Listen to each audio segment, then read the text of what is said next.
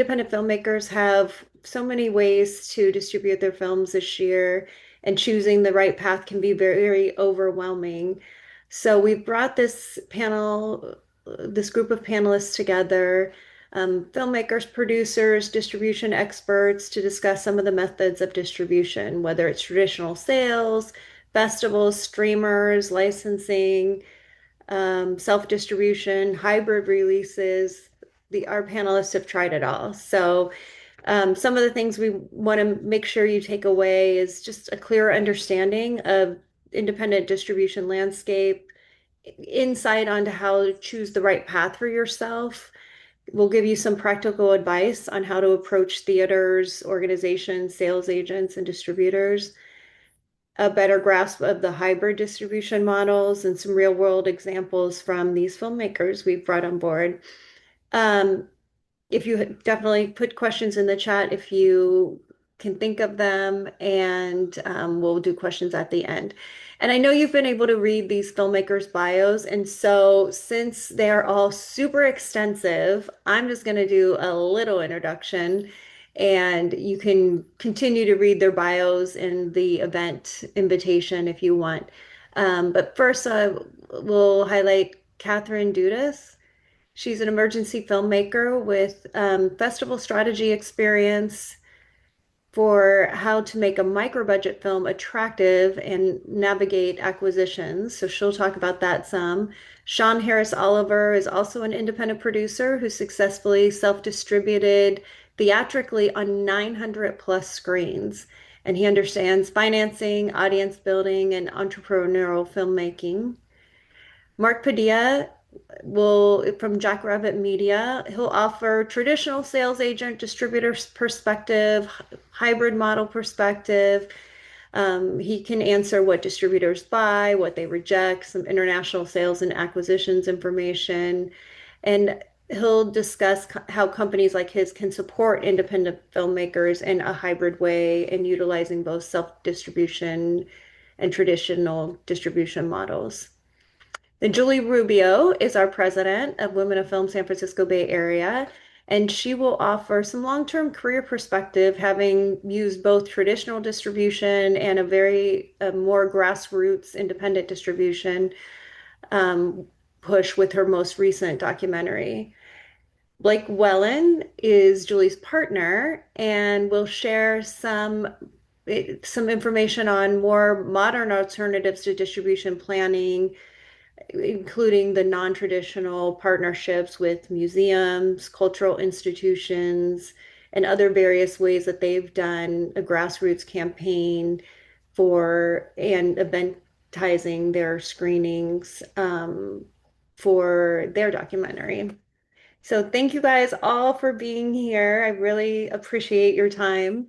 Um, so each of you panelists have had a kind of a distinct path through distribution, whether it's mainstream theatrical, television, through the studio systems, independent, grassroots.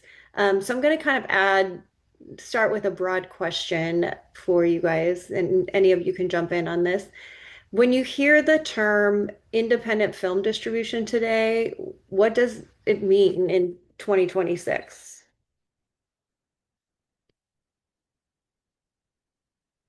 Any of you want to I start? guess I'll jump in since I'm the person that's in the middle of that.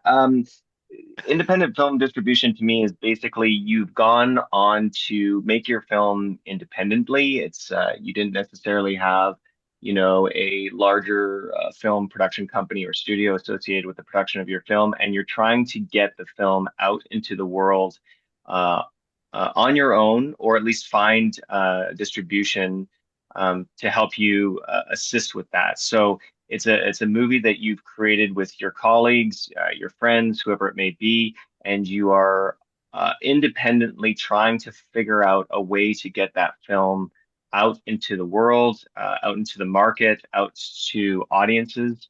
And it's probably a lot of the way that a lot of filmmakers, first-time filmmakers, start out is they're making the film, through blood, sweat, and tears and passion, and they're figuring out, the different ways that you can get this movie out to audiences. And I guess that's sort of like the jumping off point.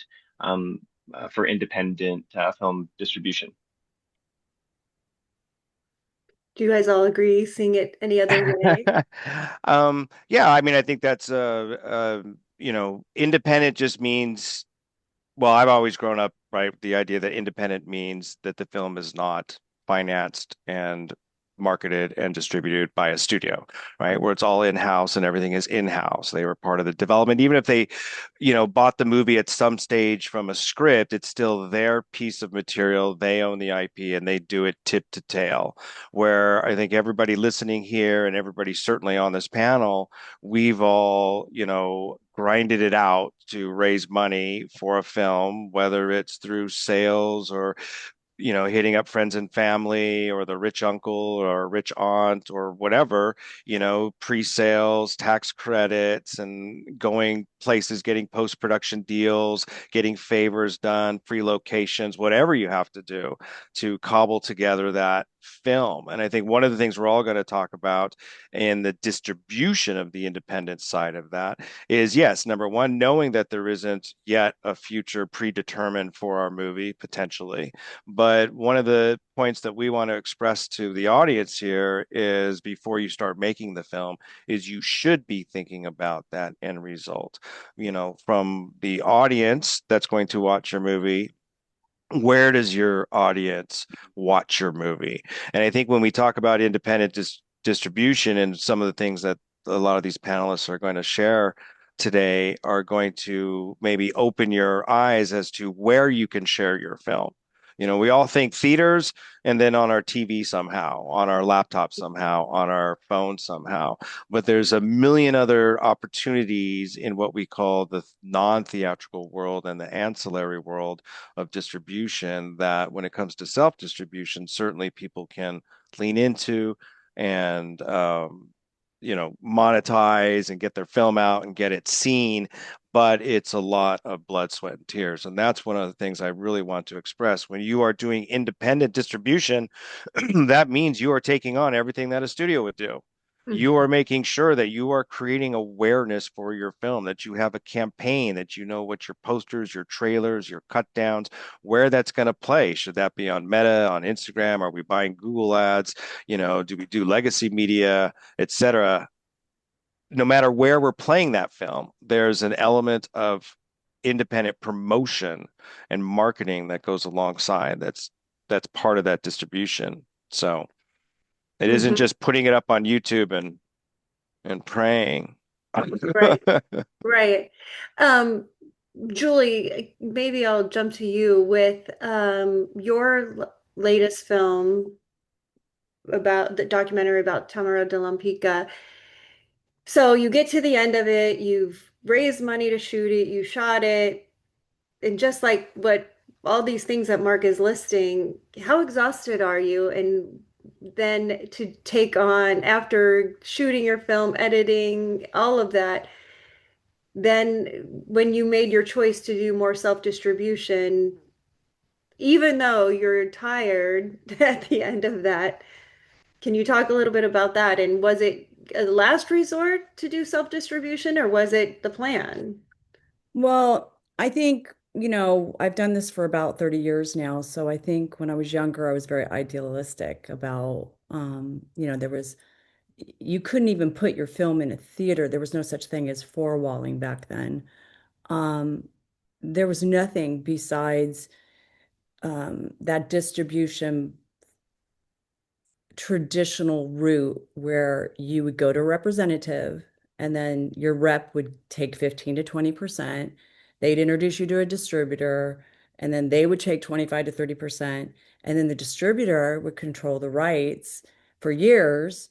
And then the distributor would license the film to Netflix or simply hire an aggregator to place it onto Apple TV, or there was no Tubi back then, or to Netflix, etc. So yeah, I think that was so ingrained for years, but every time I wouldn't see any money, even when I was selling my film to HBO or to, big Netflix, I sold films to Netflix. So I was always kept in the red because of marketing or all of that. So Yeah, I wanted money this time. I wanted to, which meant seats, butts in seats, which meant Hmm. an audience, which meant people. So I understood I had to do Instagram and I had to do Facebook and I had to do YouTube and I had to do LinkedIn, I had to do TikTok, and I had to do it all and build those audiences. So I was very lucky that I got just recently 93,000 followers, but after 6 years. Hmm. And so building that audience so that now all of a sudden I'm empowered because I have my people. I have my tribe, so to speak. And so I don't have to just depend on a distributor now to identify my audience because I already know who they are. I already can build those partnerships with, you know, the Polish embassies that want to have us do a partnership. So now they fly us in, they pay for us, and then I do the Q&A. The exhaustion part for me would be keeping organized and having someone like Blake that I could hand the baton to. And I think, as Mark said, you have to have that in place before you even start. You have to have your audience in place. You have to have your business plan in place. And then you have to have somebody that's going to handle your um, distribution if you're going to do self-distribution.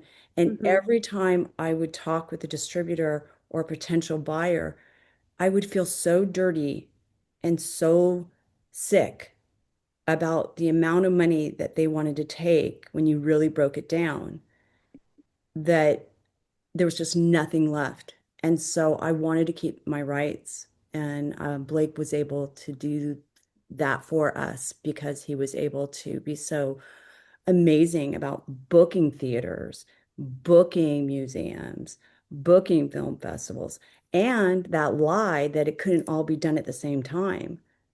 Yeah. Things have changed, you know? Yeah. I want, So, sorry, I just want to respond to two things there. One, one of the things, an expression I heard, I'm going to plug somebody's book, a guy by the name of John Reese. He has a book called Think Outside the Box Office that talks a lot about distribution and self-distribution. And one of the things that he says in his book that I love, that is, um, do it yourself does not mean do it by yourself. And right. so just building that team, the Blakes and the friends or whatever, people on your team from the beginning, again, having that sort of end game in mind when we get there.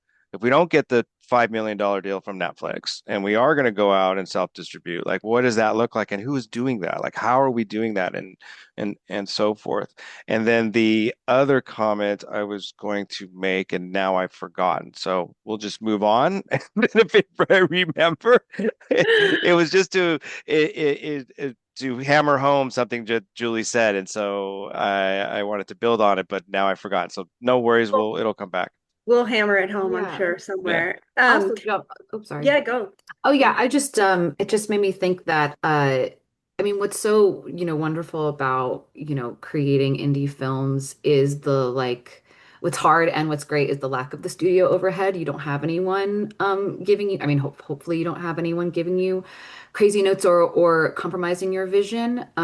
So I think it's kind of a beautiful like a really cool indie filmmaking is just a great way to figure out what your voice is and to follow the fun and make things that you want to make, and really, um, yeah, like take advantage, even though with my team, we've made a couple films now, and even though it's really hard to be the boss, be in charge of everything, it's also so freeing that we get to make these crazy decisions based on our instinct and not someone thinking about the bottom, because I think I'm sure you all agree that like the most exciting films you see are like making the weird choices and not making the safe choices of like it should be this genre or that tone is confusing or whatever. Like is really, yeah, just refining. So I just want to say that. So it sounds like for you, self-distribution is a choice and not a last resort, or having that authority or autonomy in a way to create what you want because you know there could be a plan where you don't have to do the traditional distribution. You can do Mm. some kind of a hybrid, or you could make your choices, make your film. So in the past, Yeah. maybe it was a last resort, and now it's not necessarily. It's a Well, choice. yeah, yeah, definitely you see, I mean, definitely in the, out of necessity in the beginning, I made my first film for like 80K in the pandemic. And that was just like what we just did what we had to do to make it, but it was that filming experience was my favorite filming experience ever because it was just so much freedom and we were like ahead of schedule. We had so much fun. It's just so creatively, I found it to be very creatively fulfilling. And now I don't, eventually I hope to, be hired on a big studio project for the money at some point, but I think Right. it will be hard. I've thought about this. I'm like, it will be hard to have to take notes from people. I mean, I'll do it. But there is something like I've become very spoiled, I feel, in that like the only people I'm beholden to are my collaborators who I think are brilliant and like, and obviously we all have there's like five of us and we'll disagree on some things, but it's kind of a democracy rules kind of a situation. The phrase "I trust you guys" gets thrown around a lot in post when you're like, no, no, no, I trust you. I don't really see. Sure, okay, I'll Yeah, think about yeah. it. I don't see it, but I trust you. But yeah. So yeah, it's just a happy accident. But obviously, it'd be nice to have a career with both. Your babies Yes. that you get to make, and then the things that make you money. But yeah. Yes. Yes. Laura Linney said at Sundance one time, she makes one for them, one for her, like the bigger Yeah. movies, so she can get paid so that then she can go do an independent and do it for super cheap. You Yeah. know, those are like more her passion projects. And There's a, Hollywood legend story that in order for Spielberg to get the money he wanted for Schindler's List, he had to direct Jurassic Park, not just Mm, produce the movie through Amblin mm, and with Kathleen, but he wanted that kind of money to make the big film that he wanted to make. mm. That was it. I don't know how true that is, but that's like one of those Hollywood stories that goes around Yeah. that yeah, make one for yourself and make one for the audience. But that doesn't mean that what you make for the quote unquote studio or the audience can't have that imprint of the indie filmmaker. I think some of the most interesting Marvel films and others in the studio have come out of the indie guys that got tapped from making a very Yeah. good indie movie. And yeah, they have to deal with the notes and yeah, they've got to get this shot of Hemsworth. But otherwise, when it gets to the script and sort of the subtext and the things you want to write about, the other layers you want to add to your story, certainly you can bring that to that level and then take that money and go ahead and make your quirky little whatever you want Yeah. without anybody interfering or telling you what It's to all, yeah. do. It's also just a really good skill. Like I always say to people that like the having less money. I mean, I feel like everyone says this. It's like the when the box is small, when you have to think outside the box, but the box is small or something, like you have to come up with creative solutions because you don't have the money. Ends up like mm, there's so many weird decisions we made in our film because like, well, we can't afford the main thing. And sometimes you can like if people when people ask me for advice and we go through their script and I'm like, you don't need a big crazy location. What's a different location for this scene that's half the price that is just as cool or weird, there are just it's really cool it's kind of fun to think outside the box and let limitations guide you creatively sometimes yeah. if you can find the fun in that. That's kind of I think how you make smaller budget indie films. You have to find the fun in being like my line producer was like, can this it was like going to be a walk and talk outside. He's like, "Can it be in a car?" I was like, "Sure, we can." like, like it's just like certain. You have to take certain, and then what funny things can I write now that's in a car? Like, what's a funny thing that can happen in the car instead of outside? Whatever. So yeah, that's kind of can also be good. Good. So for Sean, for you, I mean, you put it on 900 screens on your own, like independently, and was it always your first choice with your film to go independent? No, I think that my experience stemmed from sort of what the state of uh, distribution looks like for film now in a sort of post-COVID, post-WGA, SAG strike world where a lot of independent films are getting created and they're coming out to market. And I mean, this is something that Mark and I have discussed, and I think it's a sort of a bigger conversation, but it's just that the market is so challenging right now that a lot of filmmakers will come out with their films and maybe 10, 15 years ago they were able to find sort of stronger, more realistic distribution deals, whereas a lot of that has really dried up now. It's a very it's just the state of where the market is. And so we felt that the movie had potential to really resonate with audiences if we could get them into theaters. And I sort of just did a weird sort of method of getting the film in front of all of the large American theatrical chains like AMC and Regal Cinemas and Marcus Theaters and B&B. And I flew out to those theaters and we would show the film to their sort of uh, executive buyer division, and they all really liked the film a lot, and they sort of gave us a suggestion of, I think that this imprint should be about 1,000 screens. Now that I've gone through the process, I probably, in retrospect, would have done less screens because I've realized that there's the screens across the United States that are really making money. There's a sort of select handful of them, and I know which ones they are now because I've done the process. So I've kind of got that piece of information that is pretty valuable in the sense that you know where the big screens are that you want.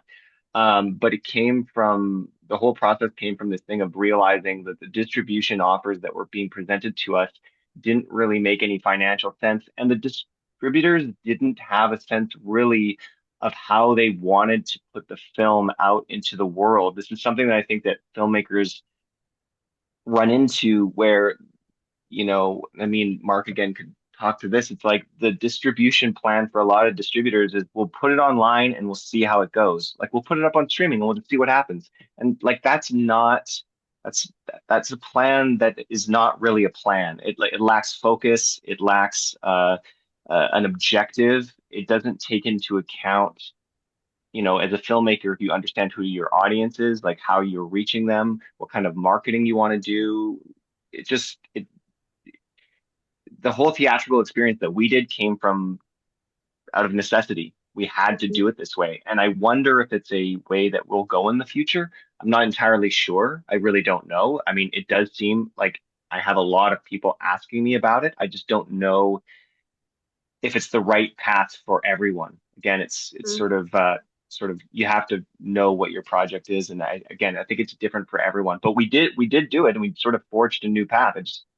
It's a very different way of doing things, for sure. Can I ask you this question, Sean? Because it might Yep. be helpful for the members who join, but also I'm curious because it also reminds me of just the idea of not taking no for an answer kind of thing. You said you got on planes, you met with everyone. People might think that that's just easy and everyone can do that when that may not actually be the case. Like, what enabled you to be able to jump on a plane and go meet with the buyer from AMC, the buyer from Landmark, the buyer? Did you make a lot of phone calls? Did you send a lot of emails beforehand? Try to send a screener and not get an answer? Because I think it obviously worked for you, but I don't know if that can work for everyone. But it'd be interesting to see how you got to that point. Yeah, I mean, after our film came out in film festivals, and I knew that it was a strong, like for our particular film, for my film, and you guys can look it up online, or folks can look it up online. It's called Hunting Matthew Nichols, and it's a independent, relatively low budget horror film. It looks like a documentary, but it devolves into horror. So we knew that it had sort of commercial appeal just because it was very genre specific. And we had played at some festivals, but when I sent it out to distributors or people contacted us, the distribution offers, the MGs just weren't that significant. And it wasn't like we spent that much money on it. So it wasn't like I was looking for a crazy MG, but I just said to myself, this is nuts. This isn't really a lot of money. And as a first time feature filmmaker, I was like, nah, this system doesn't make sense. I'm not taking this deal. Like I kind of did it out of like just being naive, going, no, that's not enough money and that's not going to work. And so I was just doing research online of distribution and blah, blah, blah, blah, and like trying to figure out how ways people were trying to figure this out. And I came across a company led by a guy named John Fithian. And I saw his company in a Variety article, and they had been at Sundance, and they were trying to pioneer this new way of getting filmmakers direct to theaters. Like there are companies out there trying to do it. And I reached out to John. He said, "Send me your film." And he watched the film, and then we had meetings. And he's like, "I think that this movie can work. Like I think that this movie could potentially work in theaters." And again, this is one of the things where you have to determine whether your film is inherently theatrical. And I think that that comes down from the filmmaker, like from the inception of the project, of developing your project, going like, okay, is this inherently a like for theaters movie or is it not? Because that's a separate discussion. But we felt it was inherently theatrical. And so John opened the door to, AMC and regular people. And he said, "Look, if you want to go out, we'll go out." And basically, I just got on the flight with me and John, and we went out to AMC, which is located, where are they? I forget, Kansas. They're in Kansas City. And, Regal's in Knoxville. And the funny thing is that, like, you think of Hollywood and, like, the West and, like, oh, yeah, these are all the studios. It's in LA, it's in Hollywood. All of the theater chains are in the Midwest. They're all like in Milwaukee and Plano, Texas and Wow. Kansas. Like they're not, it's like super separate. And it's and as someone who like knew nothing about this whole system, I was like, this is wild bonkers. Like, how is it that like the two hands that are like getting movies out there are like so dramatically apart? Like the studios are in Hollywood, the theaters are not there at all. So we flew out and they were like, "Welcome. Wow, you guys are the filmmakers. Well, come on in. Like, let's get you some popcorn. Let's watch the movie." Then we would watch the movie and they all went, "Wow, this is a crazy movie." Like, what the executive from Regal said, "I think this could be like the next Blair Witch Project." So they thought it was possible to do the film. Now, I'll tell you the thing that we had to really do, which was we called it the dog and pony show, which was I had to connect my computer up to their, big display. We're sitting in a boardroom full of like 30 executives that are, they're all staring at you being like, "What is this movie?" And then we would put up a big display and I would run them through a marketing pitch. And I had to explain to them, this is what we're thinking about for our marketing and who do we think our audiences are? Anyone that's into podcasts and supernatural stuff, anyone's into missing persons, anyone who's into like the occult, anyone's into like scary stuff. We had all these ideas, and I encourage people to check out some of our materials like on Instagram, Hunting Matthew Nichols, or our website, huntingmatthewnichols.com. And there's like a game. We like created an ARG card game. It's like we were doing all these crazy things. And the theaters saw this and they're like, "Okay, we'll give you the screens." Now, the thing about that though is that if you're going to sign up to do these kinds of shenanigans, you got to figure out how to go get more money because you need more money. There's like that's you're just doing stupid, foolish things, but you need to be like, "Okay, cool, we have screens. Like, great, look, AMC is giving us 300 screens, but you need to be able to get your movie to those screens. So you need to Right. get more money for it." So it's just a whole like dumb cycle. Yeah. Sean, did I people show up to those theaters and did you make money? Yeah, I mean, if you look it up in the trades, we made like $750,000 at the box office. So like it's, thank you. Yeah, it was, but it was, I don't know. And how Was it did a you good? drive? And I want to go to Blake next too to see if that was similar on how you guys did it and some of your unique places you went. But for you, Sean, how did you drive butts and seats to those? Like who promoted it? Or So was it that, promoted or just on your Instagram or did you announce locations and send people that way? yeah, so again, this comes back to that conversation of you don't do it by yourself, you do it with other people because eventually the apparatus gets too big. So for myself, I was sort of the lead producer with our other producers and the director, Mark Ian, on Hunting Matthew Nichols. We had the movie, and then people saw it in theaters, and another company called Moon Seven Films in Vancouver, they saw it and they're like, "How are you guys getting this movie out there?" Because they sort of specialized a lot in marketing.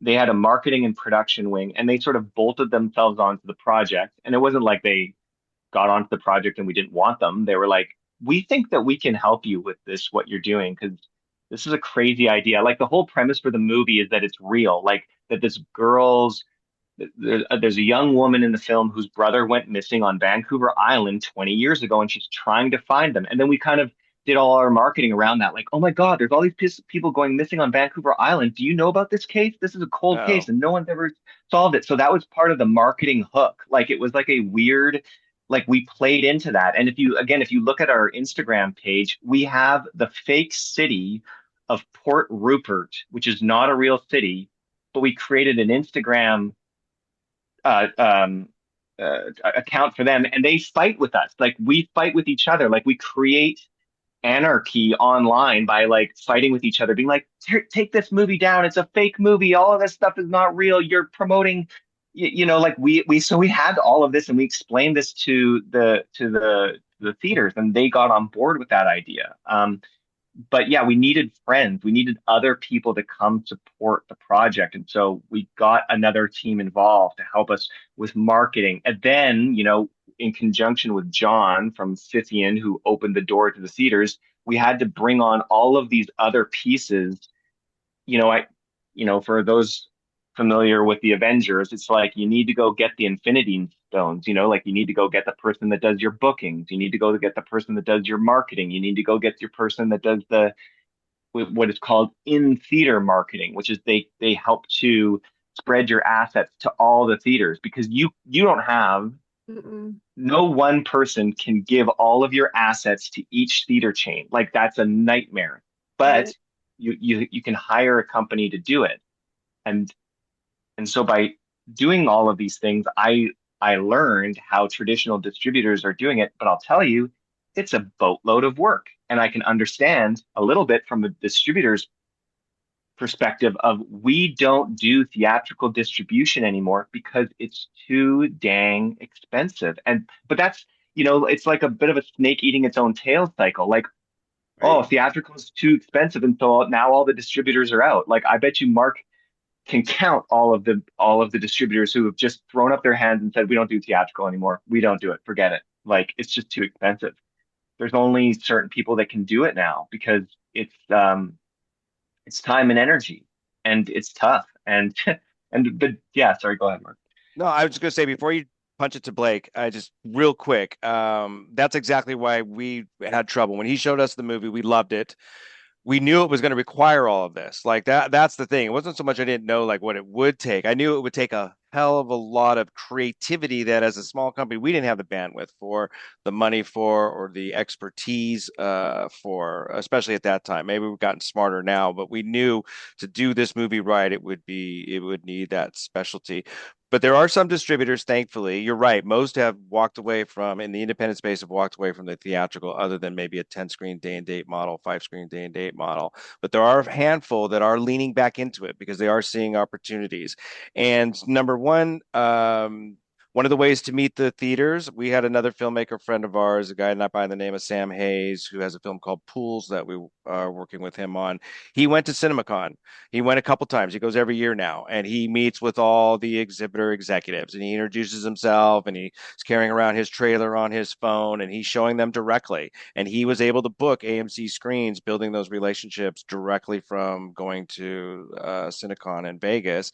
And the other good news is the Independent Film and Television Alliance, the head of the board, whose name this woman I apologize to her because I keep forgetting it, but she comes from the convention world and she knows the theaters very well, and she's on a campaign herself to help all of us the independent films to get the theaters to offer more screens and not have to go through this sort of four walling or have this extra expense. Give us a break on the trailering, give us a break on putting up a standee or a poster in your thing. Can you get the popcorn guy to do it? Like, I don't want to fly there and have to do it myself. Yeah. But it's those kinds of things to help bridge that gap between filmmaker, distributor, and the theaters. But I really want to hear again. I loved what Julie was talking about, and yes, please give it to Blake because he's had a lot of really cool experience. Yeah.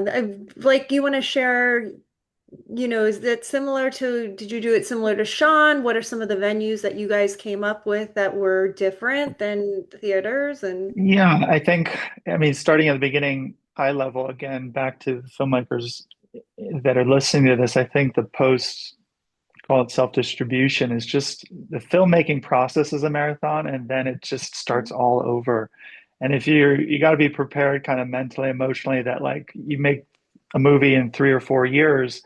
Now it's like however many years if you want to take on this task of self-distribution, to what extent, like it's a whole nother marathon. But like again, every project's different. So we premiered at Mill Valley. And again, that was the first step. You can't go theatrical, my understanding, before you really hit the film festival, like premiere, world premiere, because a lot of film festivals don't want your film if you've been in theaters. So you really got to focus on what are the top tier festivals, aim for the top. And Mill Valley, being local Bay Area filmmakers, was close to our top. I mean, it's not Sundance, but that's like winning the lottery. So being the Bay Area filmmakers, that was kind of like our lottery, getting into Mill Valley, and that just set it off. Once we premiered Mill Valley, we were free to basically shop the world and do our own cinema distributions. But then with our film, as much effort that we put into every cinema, think about, we started local because we're Bay Area filmmakers, and Julie's well known, and Karen Larson is the best PR gal in the biz, was here as a good friend and really helped us out with that. The whole Bay Area was in tune with our film. Also, keep in mind, we were lucky because we're 4 years in the making about this documentary about Tamara de Lempicka, but at the same time, parallel was the Fine Arts Museum, the D. Young, creating the first retrospective of Lempicka's work ever in the US at the D. Young.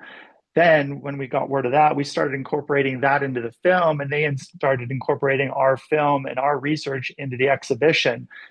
And lo and behold, it comes down to our opening weekend at Mill Valley is the same opening weekend for the retrospective at the D. Young Museum. So the entire world of Lempicka, collectors, exhibitors, fine arts people around the world, are coming into town both to see our film and to go to the exhibition. And so that just set off kind of, we're in and help driving the Lempicka discussion worldwide. And so when we went, it was easy for us to pick up the phone and call local art house theaters, because Julie and I could literally drive anywhere in the Bay Area and do filmmaker Q&A. And that's what a lot of art house theaters want. They want to be able to offer that Q&A from the filmmaker. For example, some have said, like, you did great, but if you ever in town again, this is even talking outside of the Bay Area, we'll show it. Just show up. They really want to give that to the audience. So as much as a filmmaker has a film and they can go to the theater and offer the operator a Q&A after, you'll probably be able to have a conversation. And then it's up to you to put butts in seats. And at the same time, like I was saying before, the Jewish Film Festival circuit, once we got at Lincoln Center, and we sold out Lincoln Center 2 nights in a row in New York City through the Jewish Film Festival in New York City, that put us on the map for the Jewish Film Festival circuit, and they pay. So I was putting just as much effort into the Jewish Film Festival circuit worldwide as I was to art house theaters. And so those were our 2 main buckets for a lot of our first year, apart from some other buckets. But I'm just looking at, like, Sean, you were talking about doing all these collaborations with the AMCs of the world and how much effort it is. We had that one experience. We did one AMC run over 30 something screens.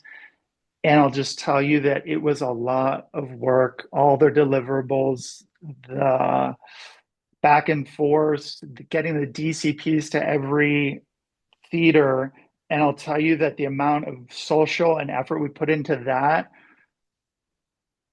like, we could have made the same amount of money for one engagement with one great Jewish film festival or one great museum exhibit. So, like, I would have rather put the money into 5 fine arts museums with our film than all that effort to AMC. It was great that we did an AMC and great to kind of get that on our resume.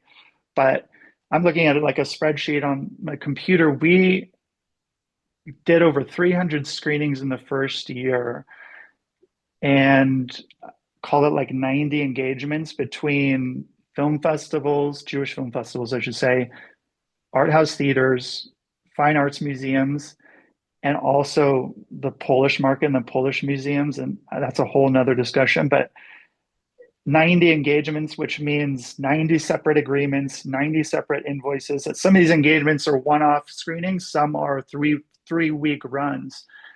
And it's 90 negotiations, 90, et cetera, right? And so 90 invoices that I'm sending out that then I have to keep on the spreadsheet to figure out how they paid, how they not paid, who owes us, who owes us, like, do we have our DCP?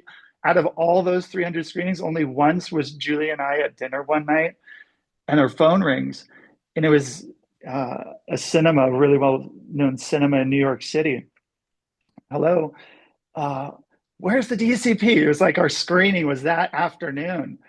Where's the DCP? Oh my God, like some miscommunications, but they had to basically give everyone their tickets back and have them come the next. It was a 3-week run, but just that one miscommunication out of hundreds that the DCP wasn't downloaded or whatever on their end.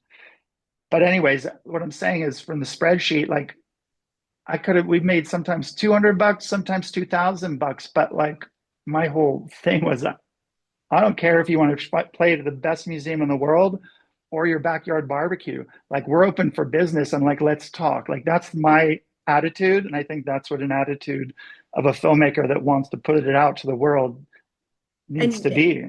And you guys are profitable now. And I heard a couple Yes. things with that. One is know your audience. And I know, Mark, you highlight that a lot too, is knowing your audience when you go in so that you target the right festivals and things that fit your film. You were going to say something, Mark?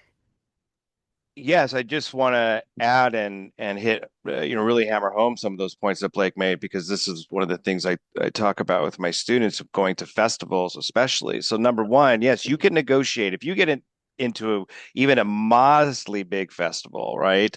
It doesn't always have to be the South bys and the Sundances, but that gives your movie a bit of street cred, and you can start making money, or at least offsetting costs with festivals by charging screening fees. When festivals reach out to you, you treat it as a negotiation. They want you, or start negotiating things like, okay, we can't pay a screening fee, but can you pay me a hotel?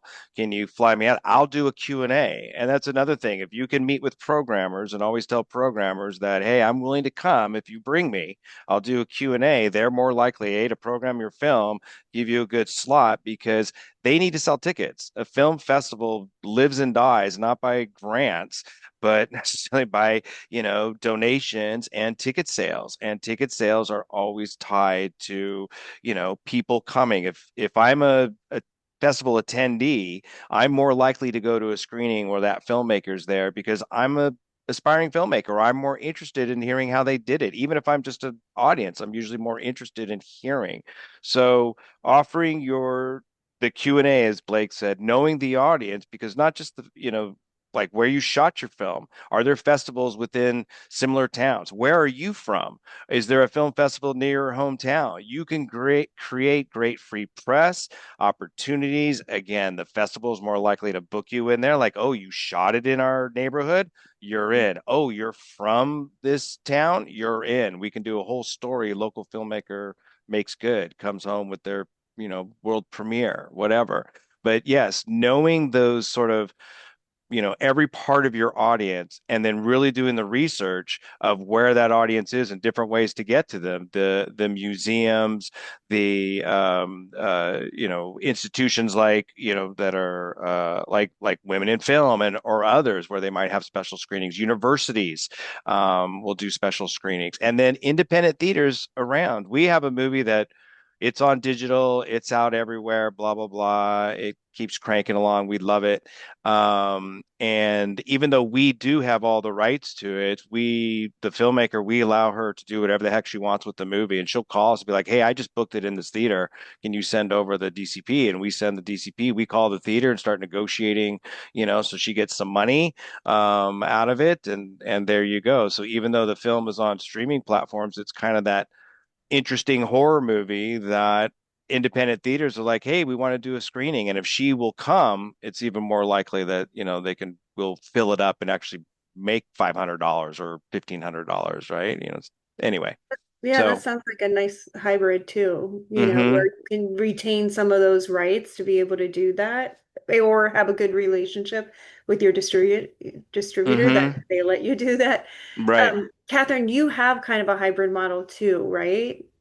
On yours A hybrid model, sorry, my for internet's like distrib hybrid model of hi- theatrical and yeah, so your distribution was theatrical and no, so my first film, Juniper, was just we were signed with STX Entertainment was our distributor, but they kind of acted like a sales agent and we were on Showtime for a year. They licensed it to Showtime, got a fee for that, and then Tubi the next year.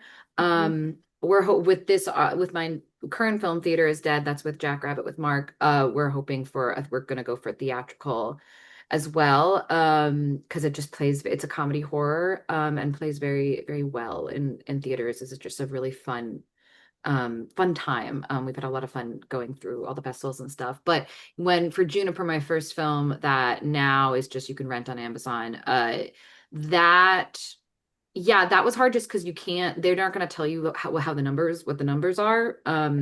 So we would do a lot of TikToks. I got our TikTok to like 10,000, I feel like, of followers after of just like throwing everything at the wall. But I was the social media manager and at my day job, just like doing a million TikToks. And I have no idea what worked because they don't tell you the numbers. Right. But some of those people, followed along with our journey to the next film. So, it always helps. So, yeah, so that's what we're hoping to do, uh, a theatrical run for theaters. Yeah, I could speak on that a little Yeah, bit to the point because we're the acting sales agent, full yeah. disclosure.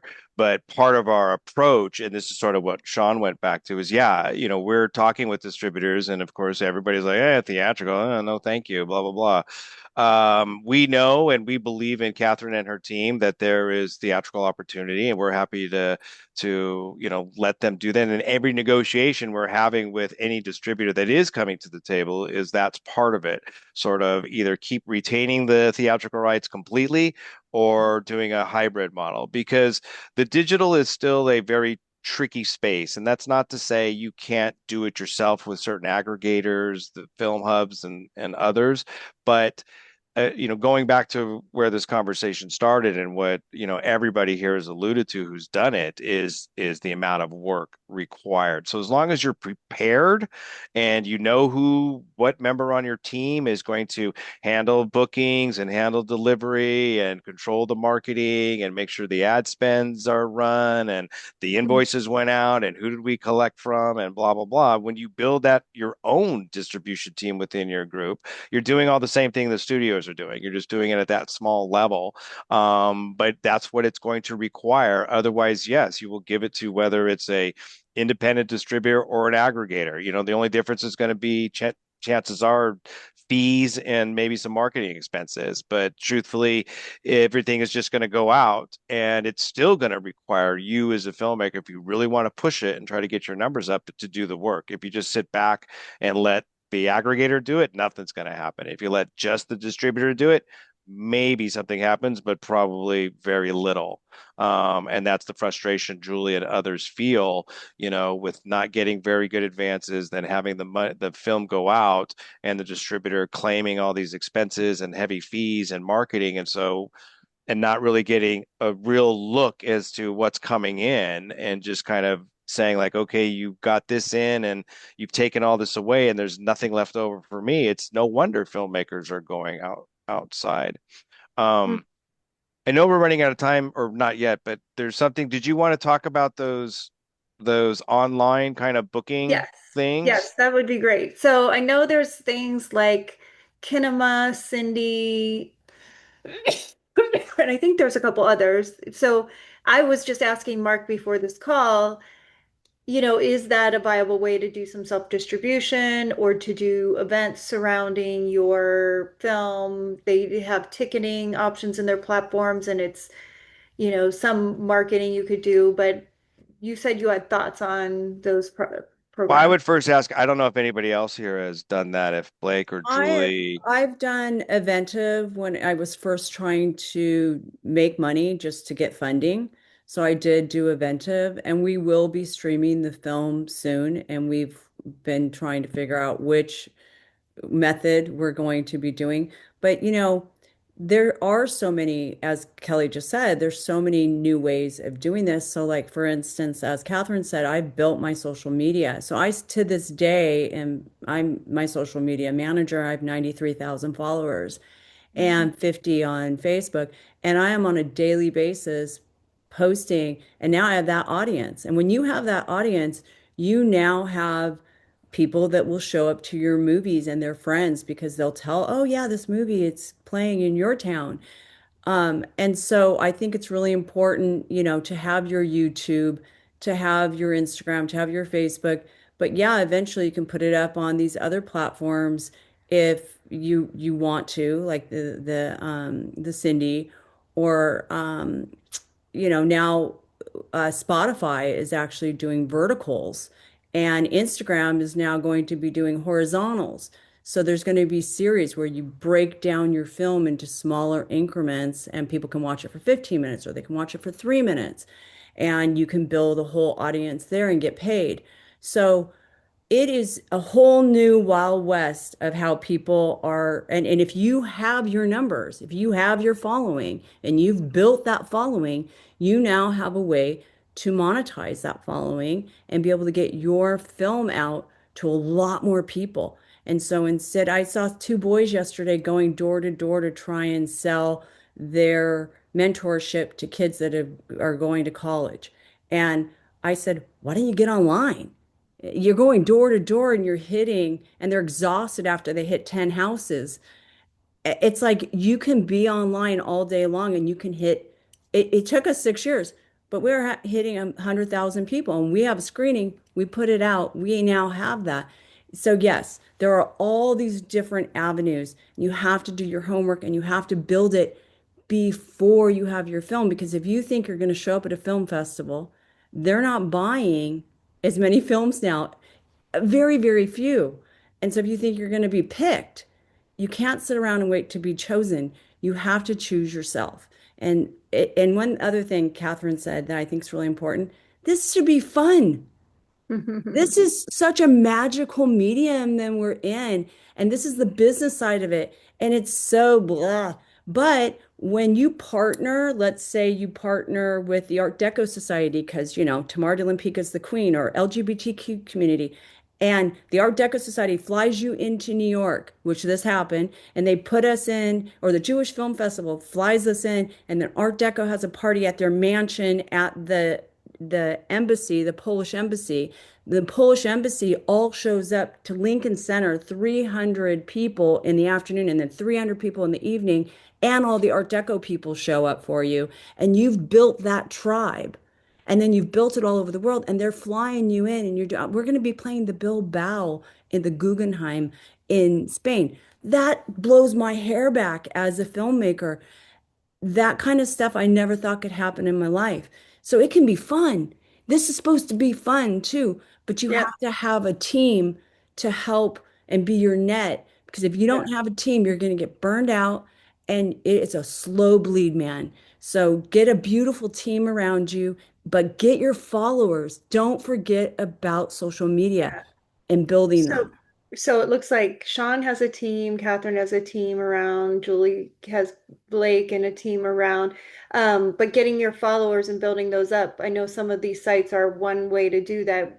what were you going to say, Mark, about the cinema or Cindy's of the world and the I think Julie sort of answered it in a lot of ways for me. It's not okay, that these other opportunities aren't good little opportunities, certainly, but I know one in particular, a business that they've sort of completely switched that model because they came out with that. They even, had some really interesting proprietary software and engineering about how to do the screenings and bring in communities and have filmmakers come aboard, and after everybody watches these event screenings, the filmmakers there for Q&A and so forth. The issue was getting people to buy those tickets, because if the filmmaker didn't already come with 100,000 followers, and if only 5% of 100,000 buys 29.99 tickets or 19.99 tickets, that's some money. right? But if you come there and you've got 500 followers, like not 500,000 but 500, chances are you're not going to sell too many tickets. And even though the platform is trying to promote itself and they're spending money on marketing, it's not really driving that audience to that movie, because the audience is, they're promoting a platform more than they're promoting the movie, and the audiences want to see a movie. And so you have to have the audience already built in. So I don't want to suggest to anybody like don't use those sites or don't try it, but know that it may be more costly for you to deliver to that site, do the one-off agreement and all that work and blah blah blah, and then you have 15 people show up, and it just wasn't worth the effort. It might be flattering, certainly, as a filmmaker, and you do your Q&A, and that's great. But if you're really trying to monetize or make it worth the effort and get your money back, then you do have to, what everybody here has kind of been talking about, is building your audience first so you can bring them to the movie. We don't have $100 million. Studios, that's what they do. They do, awareness building. We know in advance, years in advance, that the next this is coming out, the next that is coming out, and they work it and they work it till finally the day of. Where for us, we need, quite frankly, our audience is more impulsive. Mhm. It's impulse buys. They see something, oh my gosh, I haven't seen that movie before. It's playing at my museum I always go to this weekend. I get the newsletter. I'm going to impulsively spend the $29.99 and go see that movie. It hasn't been talked about. I had no idea it even existed, but here it is, coming to me because it's hitting the things that I'm interested in. And Mhm. so I'm making this decision to then participate with that film. Yeah, I think that's good, Mark, that it's kind of like when you were saying before is, you got to be careful when you're paying to play. Where are you paying to play? I don't think you should pay to play. And obviously, when someone's taking 30%, you're paying to play. But, it's like you have to be careful with a lot of these streamers and these aggregators. They'll put you up. I had a meeting with the aggregator the other day, and they're like, okay, this is their words. This is a Chinese menu, and like a restaurant menu. You pick Netflix, it's going to cost you $3,000 to get on, and Tubi, it's going to cost you $500 to get on, and YouTube, it's going to take, and you go through all of them, and by the end, it's $10,000 plus they take 30%. And I asked her, do filmmakers make any money? Do you have any comparable? Blake asked, do you have any other art documentaries that we can compare what they're making? And she said, well, I'm just going to be honest with you. Our independent filmmakers don't make any money. And I said, well, wait a minute. So this is just an ego thing that I get to say I'm on Netflix? I've already been on Netflix. My ego has been petted. Forget my ego. I want to pay my mortgage so I can continue to make film. And she said, yeah, no, I'm sorry. I said, do you know how sad I am right now?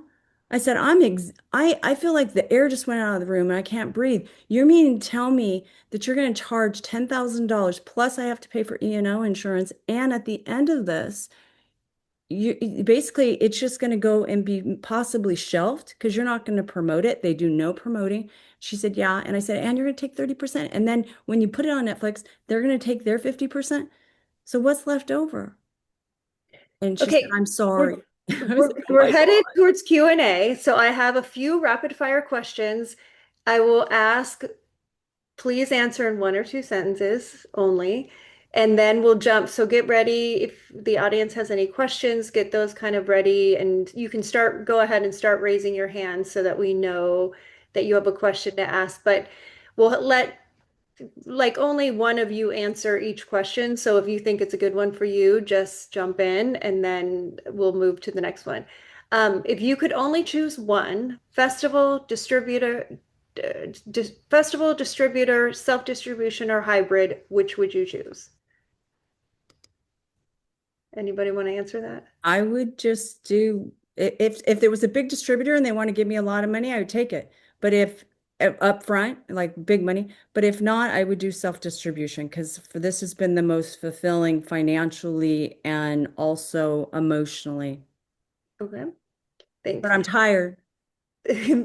Next question. Biggest myth about distribution. Anybody want to dispel a myth you always hear? I Well, don't know. Oh, go ahead, Sean. You first. it's just that it is possible to do it yourself. It's like there's a reason, there's like some it's like the Wizard of Oz. Like, no, no, you can't do it. It's like, no, it's possible. It's work, but it's possible. I think that there's like this myth that you need to find your distributor. It's like there's it's an evolving landscape. So And more possible today than yesterday, than ever before. I mean, you find a decision maker of whatever company, whatever theater, like I can find him or her cell phone and I'll call them on their personal cell phone and have a conversation. Like you can do that. You couldn't do that probably 5, 10 years ago, that kind of resource. Right. Okay, the biggest mistake filmmakers make. I know what Mark's going to say, I bet. Could I make a bet on that? Maybe. Okay, say it, I'll It's tell pretty you. close. I'll be I honest. Go ahead, Catherine. Yeah. I think more from the creative side, I think not adapting to post-production, not killing your darlings when it's clear you need to. I think pacing, pacing in movies.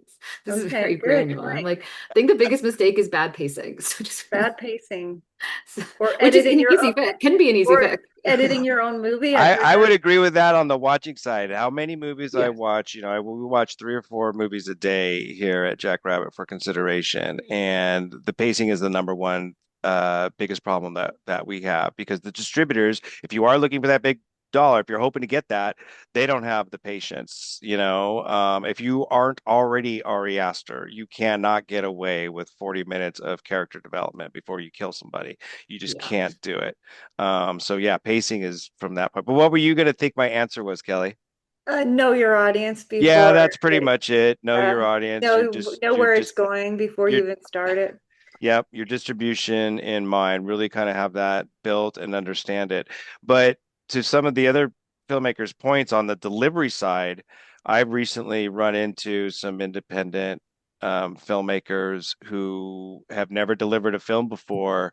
And, the E&O is not even the shock. The shock is sometimes their clearances, their contracts. Hey, my buddy worked for free. Well, you've got him in the movie. You need a contract. Doesn't matter that he worked for free. Like I need anybody in billing needs a signed agreement. And I just had these poor 2 young men give me a really interesting movie, a little sci-fi thing. I kind of dig it.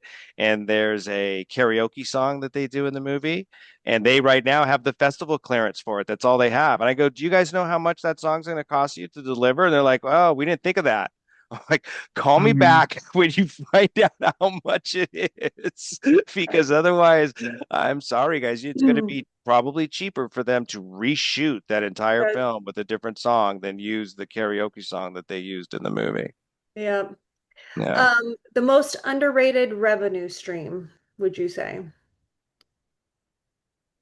For me, because we're seeing it is YouTube. YouTube. YouTube. It I've was heard Tubi forever, but Tubi is now that they're getting all the studio content, the independents aren't making as much money on Tubi as they used to. They're also kicking movies off faster. They're curating more. They're becoming a Netflix, unfortunately. I hope nobody from Tubi's so here listening. Um, uh, YouTube. but YouTube, we're really starting to see growth. Now, that being said, and I want to be very clear, we're not talking about just uploading, even if you have 100,000 followers, uploading it to your channel or platform and hoping, we're seeing it where we're putting movies with already strongly established YouTube movie channels. So it's not just YouTube movies. So YouTube movies is one thing where YouTube in and of itself is putting it out as YouTube movies and they charge $33.99, or maybe it's ads and it's free. That's a great revenue stream if you get your film with YouTube movies. But what I'm talking about, there are other people out there that have movie channels, Movie Central, Movie Network, movie this, movie that, Action Network, and they have 2 to 4 million subscribers on those channels already. And getting your film with those people helps your film get the what do you call it, the algorithm to keep you in front of other people and drive people to your film, and it really starts putting it into people's feeds if they watch movies on YouTube. So it still has to be somewhat strategic, Mhm. but there we're seeing real growth in the YouTube space for independent feature films. And Mark, how are you getting in front of YouTube to put the 3.99 and having them approve that? And with the So, with the so admittedly, without giving away too much, because it's, we work with a studio partner to get access to, because we don't have enough movies in our library to really open up our own YouTube account in their YouTube movie section. So we actually go through a studio where we split some of the revenue with them so that we can be in that space. And then the other side, there are, distributors. VA Media is one, Trinian is another. There are a couple of other players that they've been out for the last 5 or 6 years building up these independent movie channels with millions upon millions of subscribers. It's a 50-50 deal, but they'll take almost anything as long as they think it'll play on YouTube. Any filmmaker can approach these people and be like, I've got a movie. I'm willing to do the 50-50 rev share split with you guys. And they will put it up on their platforms. Again, they're not necessarily promoting. They're not marketing. Your movie's not going on their Instagram account to get pushed. They're just putting it up with their millions of subscribers. So you still need to do a little work to drive it, but the algorithm will help you because there's so many more people that in the initial, when it comes out as a new release, you're going to get immediate impact on your film. So your thumbnail selections, that's something we haven't really talked about in the Yeah. self-distribution space. We've sort of talked about the importance of marketing, but when we're talking about the digital marketing space, you really have to be mindful of the artwork that you're putting out there. I think a lot of people feel we look at it all the time. There's theatrical artwork, looks great, blown up in a theater lobby, fantastic. But when it's shrunken down to fit on a phone or to fit on a laptop screen, it's very different what it needs to be. And again, we're in the impulse business, right? We're the consumer, the viewer is going to click on your film because the poster was attracting to them. You can see that we're not allowed in the streaming space. Your poster doesn't have laurels. It doesn't have from the director of. It's literally just a clean image. That information is somewhere else in the metadata. So we've been told and we're seeing that the consumer spends 2 seconds or less on any poster. It's 2 seconds to make a decision. So you're scrolling, and if something catches your eye, you spend 2 seconds before you decide to click or scroll again. And then trailer marketing, we have found that front load your first 30 seconds, just like your movie pacing, your trailer pacing. The audience will make a yes or no decision in that first 30 seconds. So even positively, they won't necessarily finish your trailer before they actually press play and watch or press, purchase. They've seen enough. They're like, oh, this looks good. Let's watch it. Or within 30 seconds, this looks bad. Click out and start the carousel.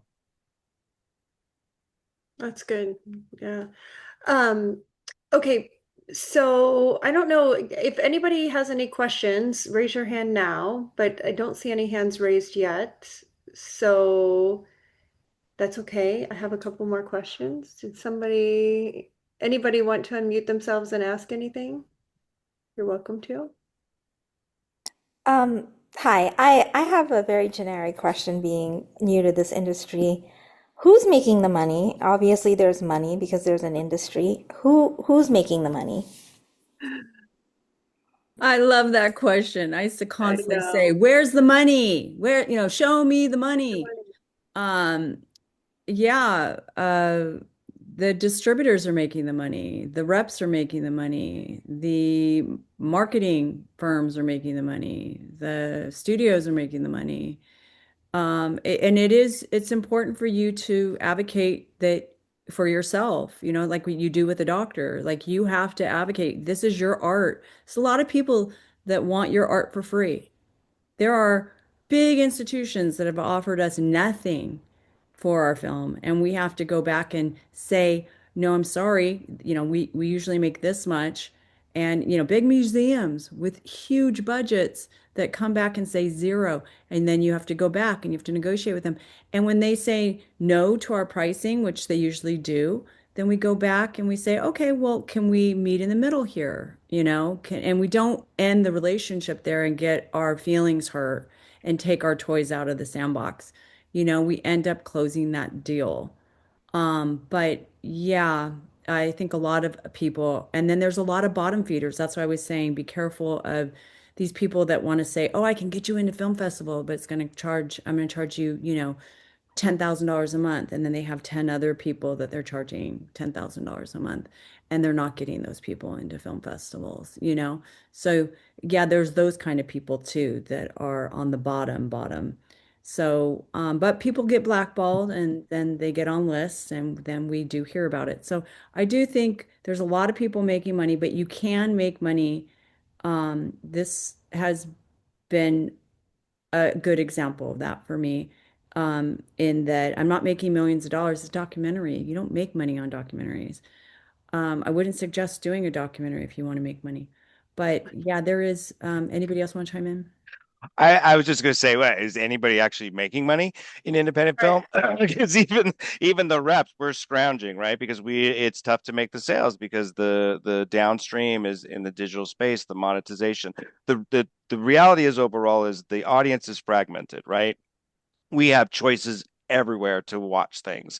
And the fact that we are watching short form or TikToks or other entertainment just means less eyeballs. In the old days, you went to a blockbuster, you put 5 movies in your hand and rented them. All 5 producers, production companies got a little money. And then you came back on Sunday and re-rented them again because you didn't have time to watch them. So you paid for a movie twice that you never watched. That doesn't happen anymore. No one goes to their iTunes account and puts 5 movies in their, cart to watch over the weekend. It's impulse, one at a time, one at a time. So the monetization is fragmented. Who's making money? Well, it's more that we, I am seeing the filmmakers that are making money are the ones that, attend these kinds of panels. They meet other filmmakers, they talk with the distributors, they meet programmers, they truly educate themselves with the market, what people are buying, and how much they're frankly paying. Right? You can make a movie for 100,000 and still lose money because you made a heavy drama about suicide or drug addiction or whatever. And yes, it's not a lot of money, but no one, frankly speaking, really wants to watch that movie. But if you make $100,000 film that's extremely entertaining for 90 minutes, you are going to make 2 to 3 times your money on that. And maybe you even blow up and get lucky. But you have to understand we're going to repeat ourselves again, right? Where does this get distribution? Who's that audience? And then I can back that up. I can understand that these movies are only making 150, 250, 500. I can understand if I put Dermot Mulroney, I can sell it for 6, but if I put, this guy in, I can sell it for 1.5 million. Like understanding the business and the market is what's going to help you make money or more less likely lose money, right? We're always a bit surprised when we make good money, but we do at Jackrabbit, the films that we produce ourselves, the ones that we put true financial risk on out of our pockets, are ones that we've sort of reverse engineered by what the market is telling us they want and how much they're willing to pay for that, especially when we can't afford necessarily to put movie stars in some of our films. So, the margins Yeah, aren't great, but they work. I would say there's a handful of actors that are making money is who's making money. It's the ones that actually are the sellable cast that They seem to be the only ones sometimes making money on certain films. So, thank you guys so much for this panel. I wanted to ask one last question if nobody else has questions. Um, if I'd like to ask you to offer up some advice, what is one piece of advice you wish someone would have given you about distribution before you started in this area? Anybody want to go first? Sean, you look ready. Not Yeah, to I talk. think that I don't know. It's a weird thing about like the pacing. That's become a really big, huge element that I've thought about it a lot. Because like I wrote Hunting Matthew Nichols and then I produced it, but now my writing is so much more geared with this notion of pacing in mind, and Catherine sort of alluded it to it as well. And I'm talking less about something like a documentary that Julie and Blake are involved in, but more like narrative fiction. Pacing is a huge part of it. We're really locked into this sort of streamer world and attention for eyeballs and like instant sort of gratification, especially in the beginning of your story. Like if you don't hit right away, it's something to really think about. And I encourage people to just watch the movies that are out there now and realize how quickly that grab is. It's so quick. Like if you start your movie and you like I went back and I watched that film The Natural with Robert Redford, that baseball movie. That there's no way that movie would survive in today's climate. There's just no way. The beginning is so slow. It's like 10 minutes before anything happens. Like, sorry, man, like this movie You're would right. It die would be so quickly. it would be an Amazon MGM straight to the Yeah, platform movie. And it also would be, yes, probably 15 to 20 minutes shorter. yeah, Wow, yeah. yeah. That'd So be interesting to And I go love that back. movie. It's one of my Me favorite too. films. yeah, no, totally, totally. But yeah, story Um, pacing. Blake, what's one piece of advice that you wish you would have known before you jumped into this self-distribution world? I think ignorance is bliss. I almost am glad I didn't know as much diving into this first time self-distribution, and I think it to me again, I come from like a small business background and a filmmaker, if they're going to do this self-distribution, they have to really be involved because it's like any business. No one's going to put as much time and effort into your product, your business than you are. So that means if you're going to hand it over to Joe or to Jane, don't expect them to work as hard as you. So do as much as you can on your own on all these outlets we're talking about, because that's the stamina that's going to get that initial, if that's what you can do, that initial best percentage, which is maybe a 50-50 split with theaters, or sometimes just a screening fee, a couple $1,000 or whatever it is. Every time you insert someone else down the road, a partner, and again, none of this happens by yourself, but you have to be willing to give up a little bit of money as your stamina decreases. But yeah, I like it's that. Ignorance is bliss. I think that's just my feedback. Yeah, I've had several, I won't name their names, but big distributors and big reps and just huge people say to me, why? And Lois Boston from PBS that does Independent Lens, she said it when we interviewed her.